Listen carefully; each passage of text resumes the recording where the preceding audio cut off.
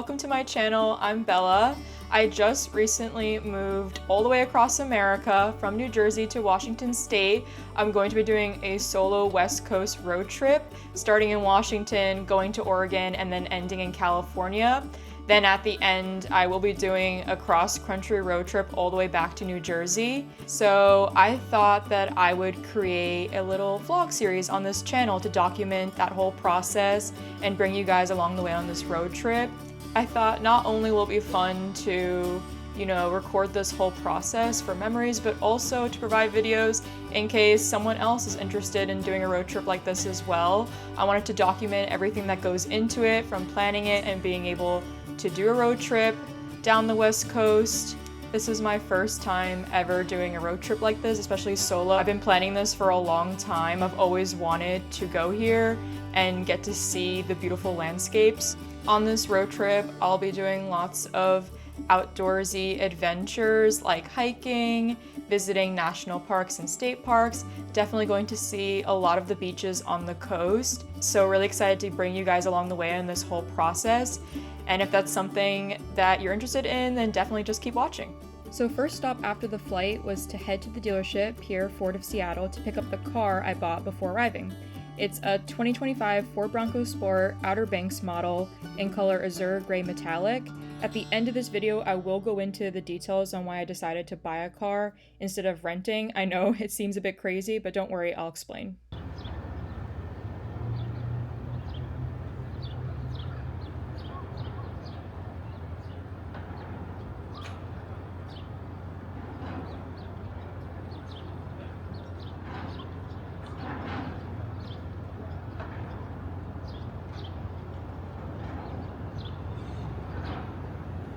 So the first Airbnb I'll be staying in is called Little Norway Nook, located in Poulsbo, Washington. It's a 1-bedroom, 1-bathroom basement guest suite. I'll be here for 5 nights and am so far loving the location of this home, as it has a short walk down to Liberty Bay with beach access, and in the opposite direction it is just another short 3-minute walk to the downtown Poulsbo area and Liberty Bay Waterfront Park to do nice walks.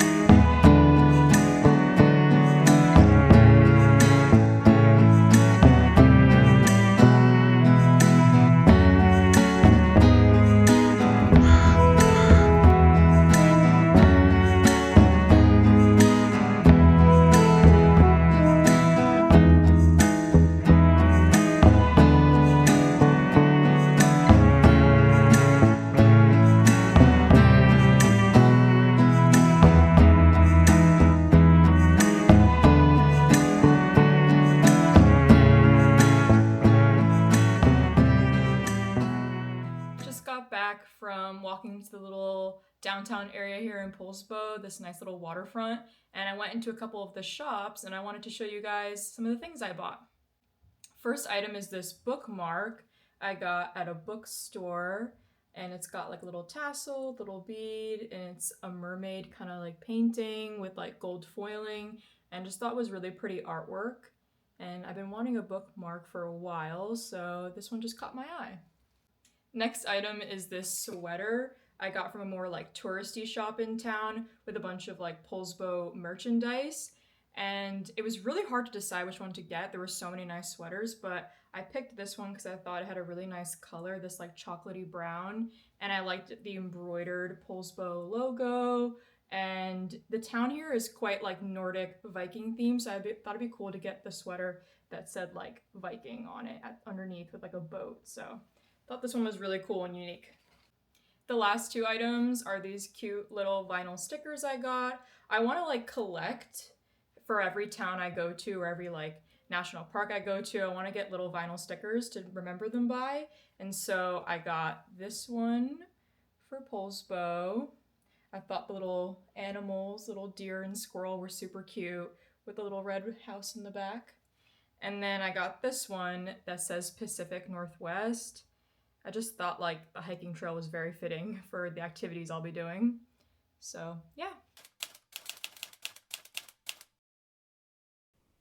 For the last part of this first video, I want to quickly go over some helpful tips and planning guides for a trip like this. So definitely stick around if you're interested in that or want to go on a trip like this yourself. Or if not, feel free to end the video here and come back for the continuation of the vlog in next week's video. So first, I want to discuss the initial planning process I did. I would say when you're beginning to think about planning a trip like this, I would pick 1 or 2 locations and then build off of that. So for example, I knew I always wanted to see Olympic National Park and the Redwood National and State Parks as well. So given those parks are pretty far away from each other, I knew I could pick one as my starting location and then one would be my endpoint. Then it's just about planning the stops along the way in between, and now you'll have an outline for your road trip.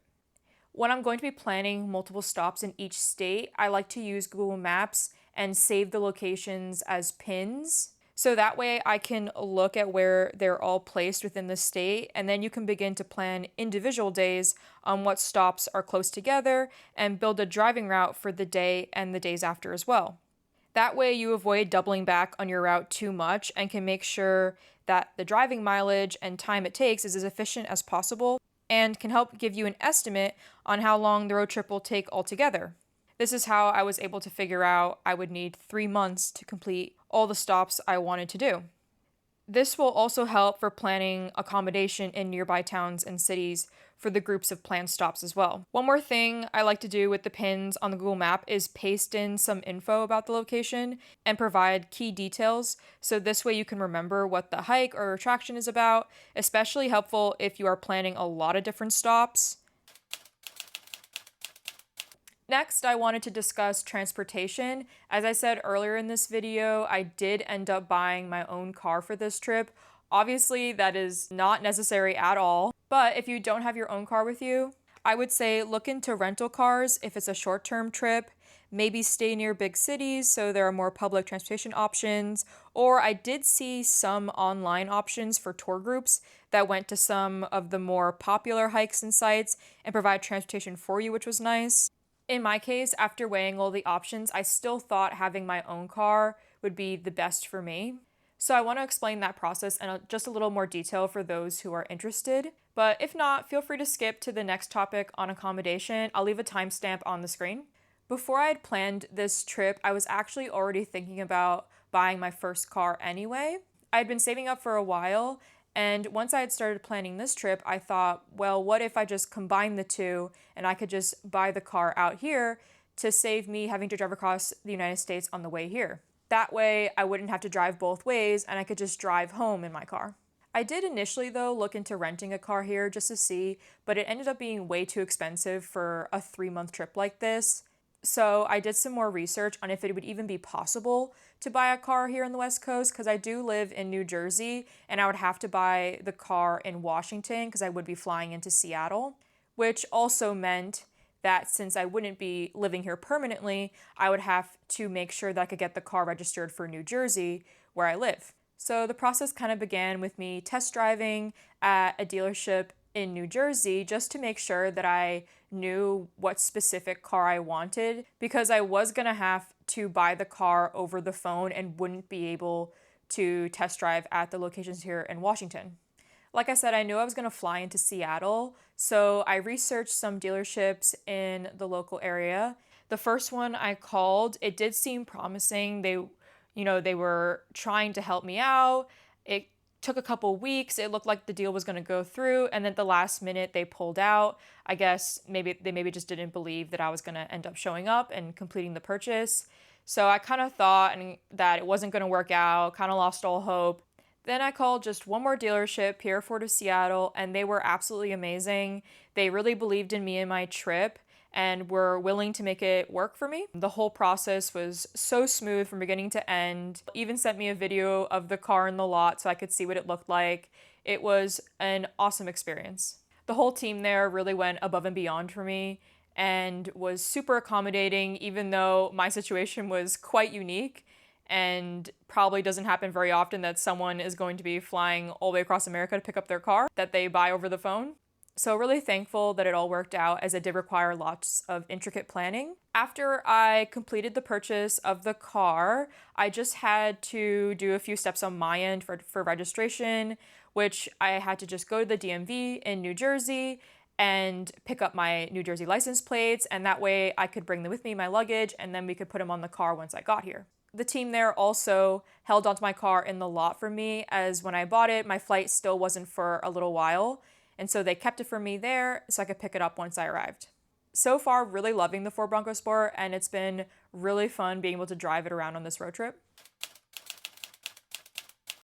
For accommodation, I knew I'd be moving around a lot once I got here, but also be staying in places for longer than you usually would at a normal hotel. So I figured out that Airbnb would probably be my best option. I would say when planning for your Airbnbs, I would make a list of all the towns and cities that you're going to be staying in and the dates that you'll need them for.